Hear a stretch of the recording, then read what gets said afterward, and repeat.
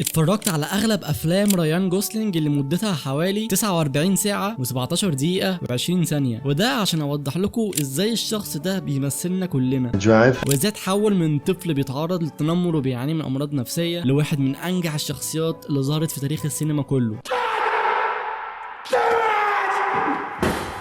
في الفيديو ده هنتعمق في حياة ريان جوسلينج بشكل واسع، وهنتكلم عن معظم الافلام بتاعته المهمة، وهنعرف ازاي بدأ من طفل بيتعرض للتنمر لحد ما وصل للنجاح الكبير ده. متنساش تكتب في الكومنتات ايه هو اكتر فيلم حبيته لريان جوسلينج، وتشترك برضه في القناة عشان خلاص قربنا نوصل ل 10000 مشترك.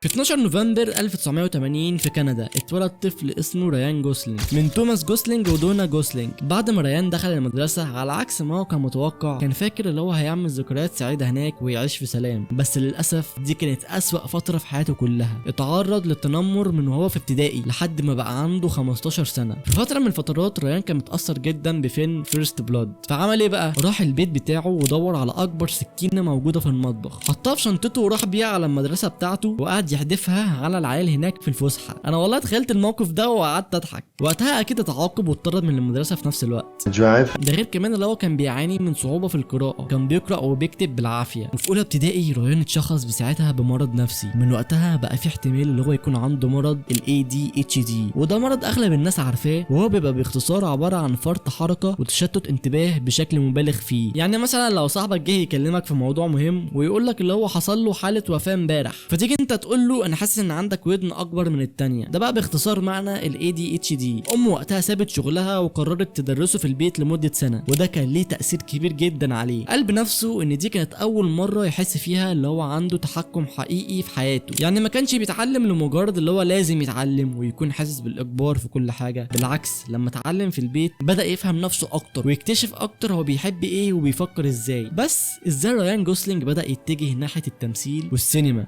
يعني الحوار بدأ ازاي كده من الاول خالص؟ بص انا هقول لك. وهو عنده 17 سنه قرر يسيب التعليم خالص، وقال لنفسه انا فكني من المدرسه وهفكني من التعليم وهفكني من اي حاجه ليها علاقه بالورقه والقلم، انا هركز تركيز كامل على التمثيل. بعيدا عن ريان جوسلينج، ما اعرفش ليه بصراحه بحس ان مسيره اي ممثل، يعني مش شرط ريان جوسلينج بس، بحس ان هي مسيرتهم بتبقى واحده. يعني مثلا تحسهم كلهم سابوا التعليم من وهم صغيرين وراحوا يمثلوا. نرجع لموضوعنا. في سنه 1993 ريان راح يقدم في برنامج تبع شركه ديزني، ولما نجح اتعرض عليه عقد لمده سنتين. سافر بعدها لفلوريدا. هو ما كانش عنده ثقه في نفسه قوي وقتها، لانه كان شايف كل اللي حواليه كانوا موهوبين اكتر منه. البرنامج بعدها توقف سنه 1995، ورجع ريان تاني على كندا وقعد فتره طويله جدا بيمثل في برامج للاطفال. وبعد ما كبر شويه وبقى عنده 19 سنه، ريان خد اول خطوه جريئه ومهمه في حياته كلها، اللي هو خلاص التمثيل بقى هدفه الاساسي. جاله اول دور بطولي في فيلم ذا بليفر، وده كان اول فيلم يلعب فيه دور البطل. بس للاسف الفيلم فشل بطريقه مرعبه وحقق بس 416 الف دولار على مستوى العالم، واصلا ميزانيه الفيلم كله على بعضه كانت 1.5 مليون.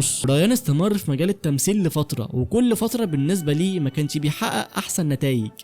بس هل هيفضل كده لفتره طويله ولا هيجي فيلم ويغير حياته كلها؟ وبالفعل نيجي لاول فيلم ليه، وهو فيلم ذا نوت بوك اللي حقق جوائز كتير جدا. هو باختصار عباره عن فيلم رومانسي بينه وبين بنت اسمها ريتشل. احداثه كانت بتدور اثناء الحرب العالميه الثانيه، لاتنين كانوا بيحبوا بعض بس انفصلوا، وبعد سنين بيرجعوا لبعض تاني. الفيلم حقق اكتر من 115 مليون دولار، وريان وقتها كسب عليه 4 جوائز. الفيلم في الاخر بقى موجود في قائمه اكتر افلام رومانسيه في التاريخ. بعدها بنوصل لفيلم ستاي، وهنا ريان جوسلينج طالع بدور طالب جامعي مكتئب. في كذا مشهد الفيلم متصور بزاويه 45 درجه، او مش كذا مشهد بس، تقريبا نص الفيلم. حرفيا بعد ما تخلص الفيلم ده هيخليك تحس ان انت شايف كل حاجه قدامك بنفس الزاويه دي. وده كان من اهم الافلام اللي عملها ريان في مسيرته. وبرغم ان ريان جوسلينج عمره ما كسب جايزه الاوسكار، بس هو ترشح ليها مرتين، مره بعد فيلم لا لا لاند ومره بعد فيلم هاف نيلسون. فهاف نيلسون بيعمل دور مدرس في ثانوي في حي فقير، وبيعلم الطلبه مش بس عن التاريخ، لا ده كمان بيديهم دروس في الحياه. بيحاول يفهمهم ان اي حاجه تستاهل في الدنيا لازم تتعب عشانها عشان توصل لها، بس بره الفصل حياته رايحه في داهيه وكلها مشاكل.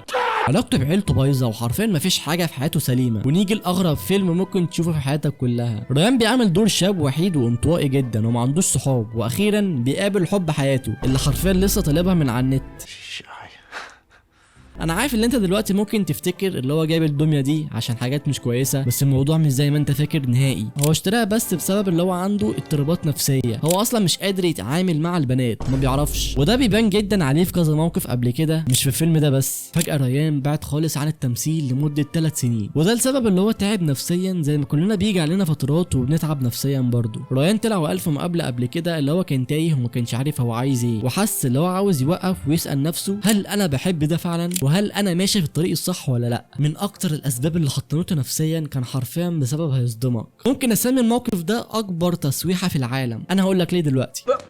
Here I come. Oh, here I come. كان محضر نفسه للبطوله في فيلم، وهو وقتها كان شكله صغير شويه والدور كان محتاج له حد كبير في السن، فعمل ايه بقى؟ زود وزنه 27 كيلو وربى دقنه وبذل مجهود كبير جدا عشان بس يبان بشكل كبير شويه. والصدمه ان هو قبل التصوير بيومين بس اتطرد من الفيلم وقالوا له انت مش مناسب للدور. انا عايزك تتخيل لو انت مكانه دلوقتي هتعمل ايه. الموقف ده صدمه وكسر ثقته في نفسه وقرر يبعد شويه عن مجال السينما كله. بعد غياب عن التمثيل لمده 3 سنين كاملين، ريان جوسلينج رجع اقوى من الاول في 2010 و2011. رجع مش بفيلم ولا 2، لا ده رجع ب5 افلام في اقل من 2 سنين بس. ريان بعد خالص عن الرومانسيه والدراما وبدا يروح لادوار سوداويه وعميقه. سنه 2011 كانت نقطه تحول ضخمه في المسيره بتاعته. السنه دي بس قدم 3 ادوار رئيسيه في 3 افلام مختلفين تماما عن بعض، وكلهم نجحوا نجاح مرعب، ومن اهمهم فيلم درايف. بعد الرومانسيه والكوميديا ريان غير المجال خالص ودخل في الاكشن. في الدور ده ممكن اشبه ريان وقتها بالقنبله. حرفيا هنلاقي ريان بيتكلم قليل ودايما ملامحه هاديه وساكته ومن غير اي تعبيرات، بس ورا الهدوء ده في عنف وشخصيه معقده ممكن تنفجر في اي لحظه. ايه ده ثانيه واحده، هو ايه اللي جاب والتر وايت هنا؟ الفيلم وقتها نجح بشكل كبير جدا وحقق اكتر من 81 مليون دولار من ميزانيه 15 مليون بس. وفي اقل من 2 سنين ريان قدر يثبت لكل الناس اللي هو مش مجرد ممثل عادي، لا ده ممثل يقدر يعمل كل الادوار بكل سهوله، سواء رومانسي اكشن كوميديا. بس هل ده الفيلم الوحيد اللي نجح ريان جوسلينج؟ اكيد لا. رجع بفيلم تاني، شخص غامض الماضي بتاعه كله متكسر وما عندوش بس غير موتوسيكل بيجري بيه في الغابه، وكل اللي بيعمله بس اللي هو يسرق البنوك عشان يامن مستقبل ابنه. في الاخر الفيلم نجح كالعاده وحقق اكتر من 35 مليون دولار من ميزانيه 15 مليون بس للاسف مفيش حد بيفضل في نجاح مستمر. جت سنه 2013 ودي كانت من اكتر السنين الكارثيه على ريان. زهق من التمثيل شويه وقرر ينوع شويه في اللي هو بيعمله، وبدل ما يمثل قرر يبقى مخرج، وعمل اول فيلم من اخراجه، هو اللي كتبه واخرجه برضه بنفسه. بس للاسف الفيلم خد تقييمات سيئه جدا من النقاد، وقالوا على الفيلم في الاخر اللي هو كارثه سينمائيه. بعدها بنروح لسنه 2016 ودي كانت من احلى السنين في حياته يعتبر، لان دي نفس السنه اللي اتعمل فيها الفيلم اللي كل الناس عارفاه وهو لا لا لاند مع ايما ستون. الفيلم فاز بجوائز كتيره جدا منهم الاوسكار. او ثانيه واحده، الفيلم كان هيكسب الاوسكار بس في الاخر قالوا ان هم اتلخبطوا وقالوا اسم الفيلم بالغلط، وفي الاخر الفيلم اللي فاز بالاوسكار هو فيلم مون لايت. عارف انت لما صاحبك يرشح لك فيلم او مسلسل وتبقى مكسل تشوفه وتركنه لمده طويله جدا، وقت ما تقرر تتفرج عليه تقول اوف دي احسن حاجه عيني شافتها. ده اللي حصل بالظبط مع لا لا لاند. لما عرفت ان جزء كبير من الموسيقى والرقص والحاجات دي داخلين فيه قلت لا الحاجات دي مش ذوقي، بس قررت اديله فرصه تانية واتفرج عليه. وقتها عرفت ان انا كنت غلطان طول الوقت. ريان كان مثالي للدور ده بشكل رهيب، ده غير الكيمياء اللي بتبقى ما بينه وما بين ايما ستون اللي بتبقى مختلفه جدا عن اي 2 تانيين. ريان جوسلينج بصراحه يستاهل جائزه الاوسكار بسبب دوره في الفيلم ده، بس في الاخر الجائزه راحت لايما ستون. Ryan Gosling, thank you for making me laugh and for always raising the bar and for being the greatest partner on this crazy adventure.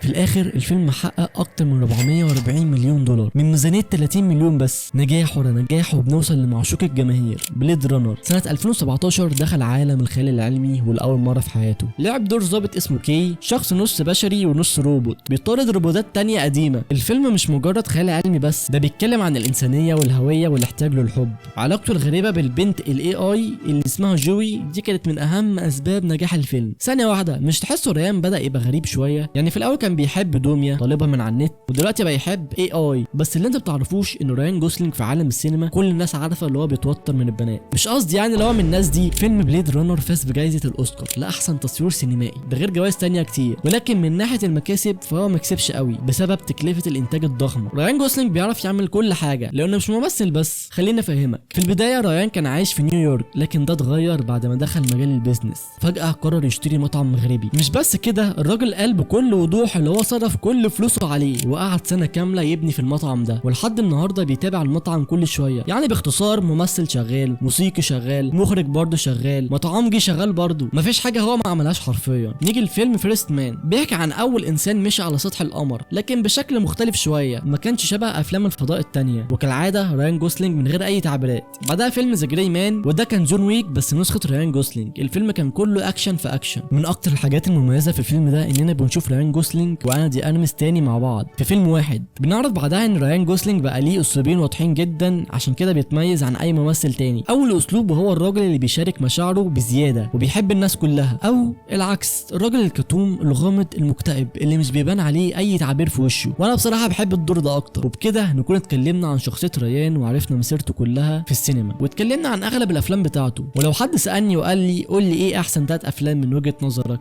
لرايان جوسلينج، هقول له اول حاجه بليد رانر، تاني حاجه لا لا لاند، تالت حاجه درايف. وفي الاخر اقدر اقول ان رايان جوسلينج من وجهه نظري من اشطر الممثلين اللي شفتهم في حياتي كلها، وده عشان رايان جوسلينج حرفيا انا. لو الفيديو عجبك اعمل لايك واشترك في القناه، اشوفكم في فيديو جديد. مع السلامه.